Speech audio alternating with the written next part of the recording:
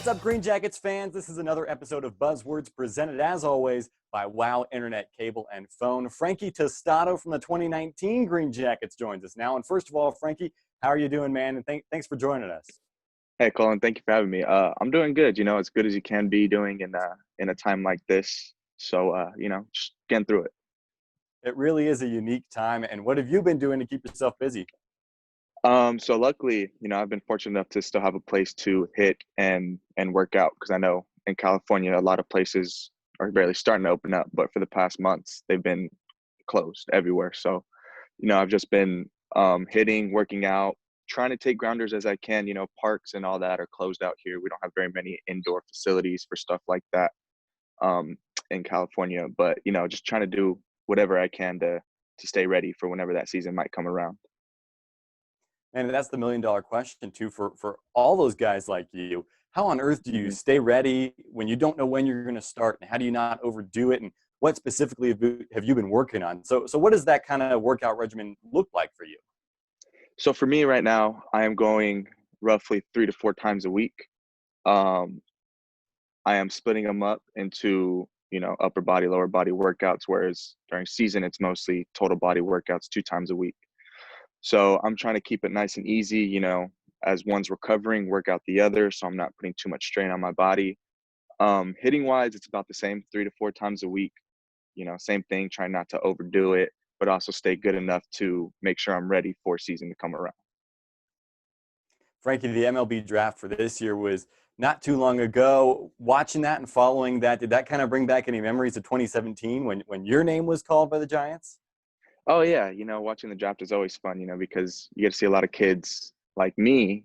Obviously this year we didn't have the later round picks, but it's just where a lot of kids, dreams come true. They get a chance to show why, you know, they get to play at this level and compete and know that they're giving their all in the game that they love. So for me, the draft is always a fun experience to watch.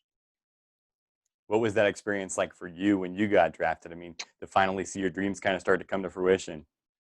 It was surreal for me.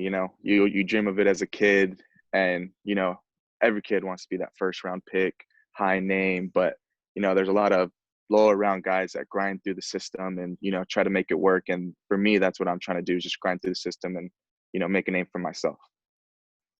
Yeah, and you've done a lot more than just grind too. I mean, you get drafted in 2017, then a couple years later, you're in Augusta for the full season, and you had quite the season too. I mean, you led the team in RBIs. Was it, I think, 18 home runs? So, what was that experience like for you to spend the season in Augusta?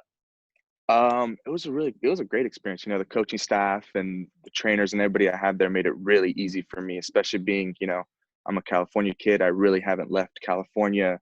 So going to Georgia for me was a big change, and I was very nervous about, spending all my time out there and, what it was going to be like. But the coaches, my teammates, even the fans, they made it a great time. The fans were, engaged in our games. They talked to you as you're walking down, and it wasn't even just about baseball. Sometimes they wanted to talk about how you're doing as a person. And, for me, that really made the season and, everything about Augusta fun last year.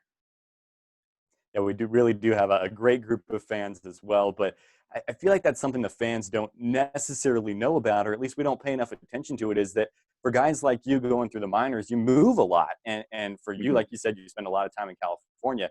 Georgia's a completely different world in some ways. So that Mhm. that kind of part of it, to move someplace new, what is that like? And what kind of adjustments do you have to make, maybe off the field, to adjust to living in a new place? The adjustment itself was a little hard for me. I was 20 at the time when I had just turning 21. So that was really my first time leaving my house, getting to live on my own and, enjoy somewhere else other than California. And for me, it was a love-hate relationship. Georgia was very slow pace, very calm, whereas California, it's, go, go, go, go all the time around here. Um, the weather kind of got to me a little bit in Georgia. I adjusted, but yeah, I mean, for the most part, Georgia was a great time, and I think for me, a great place to go, for my first full season. You mentioned the weather. I mean, I was California born and raised too, and so that humidity is a whole different thing for us Yeah, to deal yeah. with when we're used to the dry heat of the West Coast. But it is Father's Day, so I wanted to ask you, for you getting involved in baseball, for a lot of guys, it's their dads that have a big influence on their baseball career. Is that the same for you, Frankie?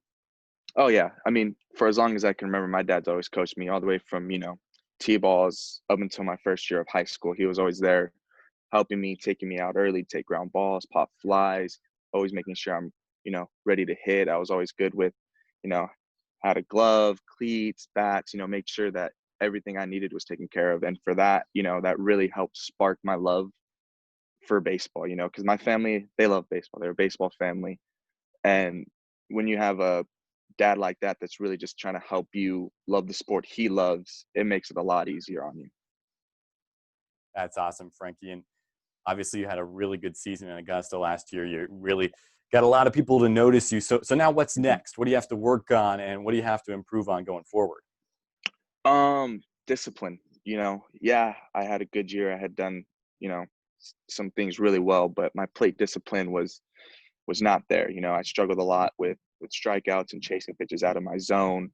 So this year I kind of want to lock down and stay aggressive, still doing what I do, but a little bit more controlled, not chasing as many pitches, getting on base more with walks, and just trying to create other ways of getting on base and just, swinging hard and hopefully the ball, falls. Good stuff. Well, we really enjoyed watching you play last season. When I came, I knew I wanted to talk to Frankie Tostado as part of this Buzzword series because, again, you did have a good season, and we're so excited to see where you go after that as you build upon what you did last year. But thank you so much for taking the time to chat with me. No, thank you, man. It's a great pleasure to talk to you and, get back to the Green Jackets fans. They were a really big part in why I had such a good time out there. So it's always great to, get back to them and let them hear how I've been doing. Well, they enjoyed watching you play, and I'm sure they enjoy hearing from you as well. Again, take care, stay safe, and enjoy the rest of your Father's Day, Frankie. Thank you. That is I will. Buzzwords, Frankie Tostado, presented as always by Wow Internet, Cable, and Phone. We'll talk to you guys next time.